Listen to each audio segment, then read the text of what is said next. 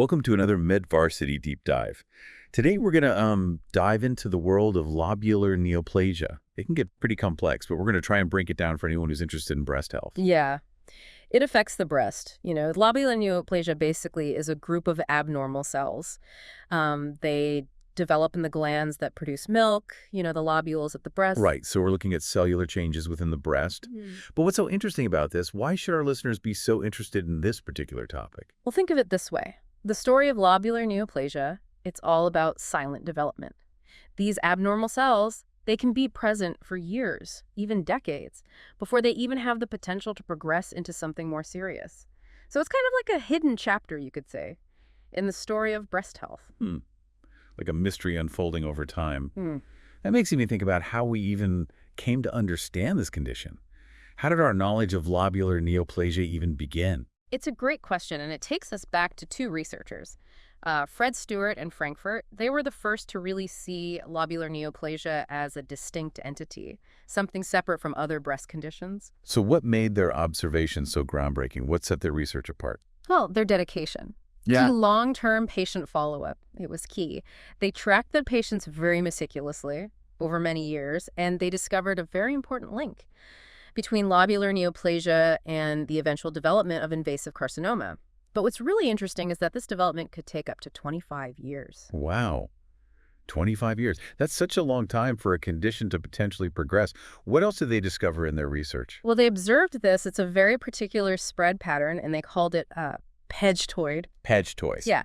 Imagine for a second, a line of dominoes falling over. But instead of falling in a straight line, they spread out. It's more irregular, almost like a web. That's how these cells spread in the breast tissue. So they don't just stay in one spot, they're branching out. Exactly. And this pattern, along with all their long-term observations, led them to a pretty clear conclusion. These lesions might be slow growing, but they were malignant. Wow. Okay. So even though they might take a while to develop into something more serious, these lesions are definitely something to be carefully watched and managed.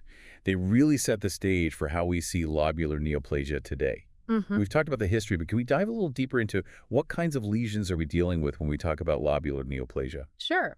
Lobular neoplasia, it covers a whole spectrum of lesions, starting with atypical lobular hyperplasia, we call that ALH, and then progressing to lobular carcinoma in situ, or LCIS.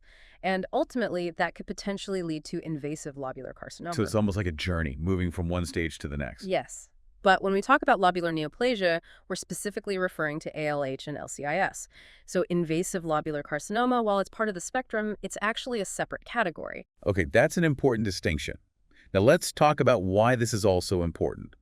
Clinically speaking, why should we be concerned about lobular neoplasia? Well, it really comes down to this. Lobular neoplasia, it has the potential to be a precursor to other more serious breast conditions. So recognizing it, knowing it's there, that's critical, especially because it's actually found in a significant percentage of breast biopsies. So it's not uncommon to find this during a biopsy. Not at all. Yeah. And it's more common in women who are premenopausal, but postmenopausal women should absolutely be aware of it too. And here's the tricky part.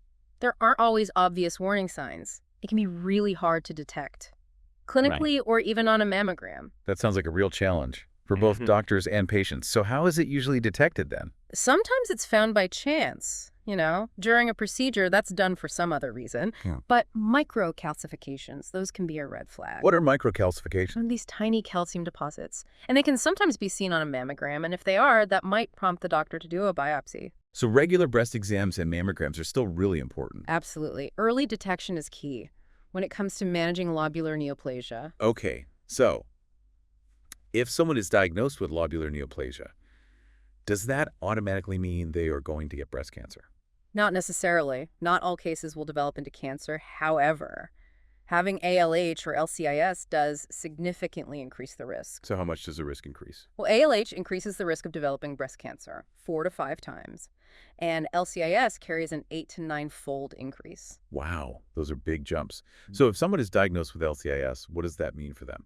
It means that their overall risk Yeah. of developing breast cancer over their lifetime is about 15%. But, and this is important, this development can take 15 to 25 years, sometimes even longer. Right. And that's why it's so important to proactively manage it. We're talking about the long game here. Being informed, engaged with your doctor. It's key. So it's kind of like having a roadmap, but one that could have some detours along the way. Right. And that makes me think that understanding the different types of lobular carcinoma in situ, that's got to be crucial for that journey. Are there different types that doctors need to know about? Yes, there are. Within LCIS, we've got classical LCIS, solid, pleomorphic, and then there's those with necrosis. Each one has unique features when you look at them under a microscope. Yeah. And recognizing these variations, that's what helps make sure the diagnosis is accurate. And it avoids confusion with other conditions. It's amazing to think about how these tiny little cellular differences can have such a big impact on how this condition is understood and managed. This makes me think about something pretty important for our listeners, given this long timeline we're talking about. And the sometimes subtle nature of lobular neoplasia, what can people do to find it early and manage their breast health proactively? That's the question everyone should be asking. Okay. First step, be aware of your family history. Are there any close relatives who've had breast cancer, specifically lobular carcinoma? Knowing your family history can really give you a lot of valuable insights into your personal risk. Okay, so it's like putting a puzzle together, and family history is one of those important pieces. Right, exactly. And going beyond family history, there are some other risk factors to think about, like age and reproductive history. Women who haven't had children, or if they had their first child later in life, they tend to have a slightly higher risk of developing lobular neoplasia. It's so interesting how all these different parts of our lives, family history, our reproductive choices, even just getting older, can affect our breast health. Absolutely, and that's exactly why it's so important to have personalized care. There isn't just one approach for everyone, working closely with your doctor, so you can understand your own risk factors, lifestyle choices too. And then you can create a screening plan that is tailored just for you. That's key. So it's all about being proactive and informed, knowing what questions to ask, and really having those open conversations with your doctor. That's it. And don't forget, regular self-exams are a big part of the equation too. Being familiar with how your breasts normally look and feel, you're much more likely to notice any changes that need to be checked out. Okay, so we talked about family history, understanding your own risk factors, getting a screening plan that's made just for you, and those regular self-exams. Are there any other things our listeners can do to be proactive? Yes, there are. Some women who are diagnosed with LCIS, they might want to think about chemo prevention. That's where you take medications to lower the risk of developing breast cancer. But this is a decision that you need to make with your doctor. You have to weigh the benefits and the risks. It sounds like there's a lot to consider when it comes to managing lobular neoplasia. There is, but remember, knowledge is power. The more you know about this condition, the better you're going to be at making those good decisions about your breast health. That's so true. This deep dive has really shown us that it's not just about the screenings, it's about understanding your own body, advocating for your own health. But what about those subtle signs we talked about before? Is there anything we could do to improve those early detection methods? That is a great question, and it leads us right to the forefront of breast cancer research. Scientists are constantly trying to refine existing screening methods and developing totally new technologies that can detect even the tiniest changes in breast tissue. So what's on the horizon? Any exciting advancements? Well, one very promising area is digital breast tomosynthesis. Say that again? Digital breast tomosynthesis. It's also called 3D mammography. It gives us a much more detailed image of the breast, makes it way easier to see those subtle abnormalities that might be missed on regular mammograms. So it's like going from a standard definition TV to high definition. Gives doctors a much clearer picture. Perfect analogy. And another exciting development is contrast-enhanced mammography. So that one uses a special dye. It highlights the areas where there's more blood flow, which could mean there are tumors developing. So these new technologies are really giving us a much more in-depth look at breast health. They really are. And that's incredibly promising for detecting lobular neoplasia and other breast conditions early. With all this new information about lobular neoplasia and the new tools for detection and management, what are the most important things our listeners should remember? Well, first off, awareness is key. Knowing about lobular neoplasia, understanding your own risk factors, that's really important. Second, those regular screenings and self-exams, those are vital for early detection. And finally, having that open communication with your doctor, that's crucial for making that personalized management plan that really fits your needs. That's a powerful message for our listeners. It's all about taking charge of your own breast health journey, being informed, proactive, advocating for yourself. But, I'm curious. We've talked about this long timeline of lobular neoplasia and how it could turn into invasive carcinoma, but what are those early stages actually like? What's happening in the breast during all those years of silent development? That's a fascinating question, and it takes us right down to the cellular level, to the world of lobular neoplasia. So in the beginning, the early stages, those abnormal cells, they stay put, they're confined inside the milk-producing glands, the lobules. It's almost like, imagine tiny seeds that have been planted, but they haven't sprouted yet. So they're just kind of hanging out there, not causing any problems. Yeah, pretty much. They're multiplying, but very slowly. And because they're not breaking out of the lobules, they don't really cause any symptoms. They often don't even show up on mammograms. Sounds like secret invasion happening under the surface. Right. It's a good way to put it. And it's during these early stages that researchers are really interested in finding out what makes the difference, what makes those cells stay quiet or break free and become invasive.